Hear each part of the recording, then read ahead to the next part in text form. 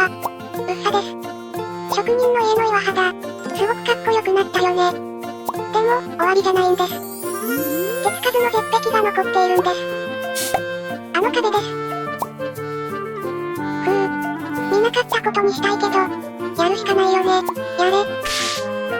難易度は下げたいので、職人の家の下ほど、複雑な形にはならないよう設定してみる。まあ、こんな感じかな。バランスは取れているよね。撮影ポジションはどこにする？全体が見える場所がベストだけど。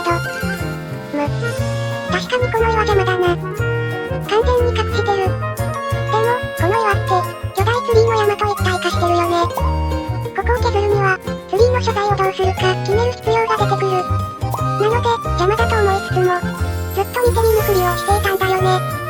岩場作りだけでも面倒なのに、あれの移動もって、面倒が2倍になるじゃないか。でもな、すごい苦労して作ったから、削除だけってのは嫌だし、移動するしかないよね。改めて見ると、本当にでかい。これを移動か。残したいならやるしかない。頑張るか。ツリーの側面にパウダーを沿わせ、落下させて型を取り。移動完了。案ずるより有無が安し、思ったより楽でよかった。で、次はあれを削るのか。結構な広さがあるけど、可動範囲内に収まればいいな。どうせいつか削ることになるので、できるだけ広く範囲を取って、一段ずつコマンドで削っていく。こうして見ていると、普段は見えない地層内部にも、いろんな表情があって面白い。露天掘りが趣味なのは、こういうのが見れるからなんだよね。今はコマンドで掘っているけど、サバイバルで活動していた頃は、掘ったブロックをホッパーで集めながら、古代遺跡の露天掘りなんてのもやっていたんだよな。集めた鉱石類も多かったけど、石と深層岩の量が半端なかった。これ、樽なんだけど、後ろにも重ねていてこの量なんだよね。あんなことをしていたので、クリエでコマンドが使える今は、昔に比べれば、楽させてもらっていると思う。サンプルの地面をよく見て、この形をあそこにかたどっていく。いかん。